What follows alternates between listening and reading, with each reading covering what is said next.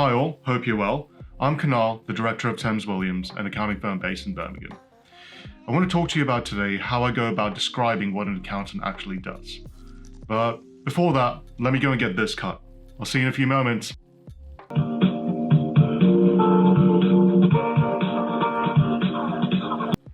And I'm back.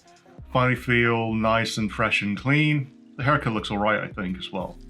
Right, so where was I? Yeah, I was going to describe how I explain to people what an accountant does. Now, I do this using analogies. Two, mainly. So, let me talk about the first one. Sudoku. Sudoku is a logic-based puzzle game.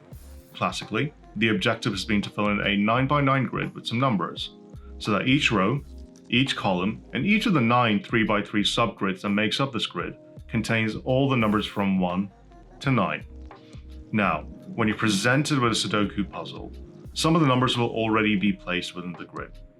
It's your job as the solver to fill in the remaining missing numbers.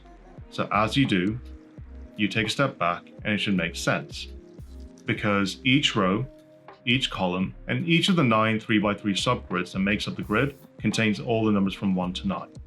If it does, fantastic, you've solved the puzzle, hence it makes sense. Now, how do I translate this over to what an accountant does? Typically, an accountant is presented numbers in the forms of sales invoices, purchase expenses, and bank statements. Using their knowledge, their experience, and the tools at their disposal, they will place these numbers in their correct places. So as they do, they take a step back and it makes sense, because by that point they would have produced a basic set of financial accounts. So what I'm trying to say is that if you can do a Sudoku puzzle, you can do a basic set of financial statements. Now, the second analogy will require a prop. This. A Rubik's Cube. Let's say you're a typical business owner, and the sides of this Rubik's Cube represents the various aspects that makes up your business.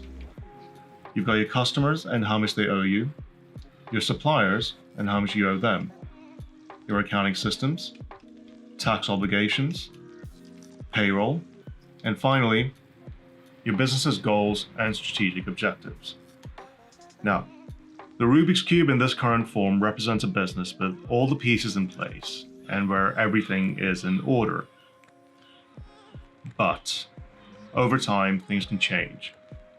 Say the business loses a customer, or a supplier goes bust. It decides to maybe hire another employee, or it might lose an employee. It somehow loses a handle on its tax obligations, or its accounting systems are out of date.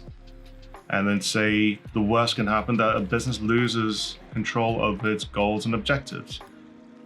Now, the business in its current form is quite scrambled and not really working out the way it's supposed to.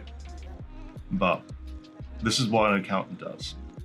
So an accountant, using the financial information on hand from the business, can provide the business owner the right strategic advice in a timely manner, where the business owner can mitigate all the issues and navigate and ensure that his business is put back on track, where inevitably everything goes back into place. See? How cool is that? So, those are my two ways of explaining what an accountant does. If you enjoyed this, by all means, let me know. Have a good day.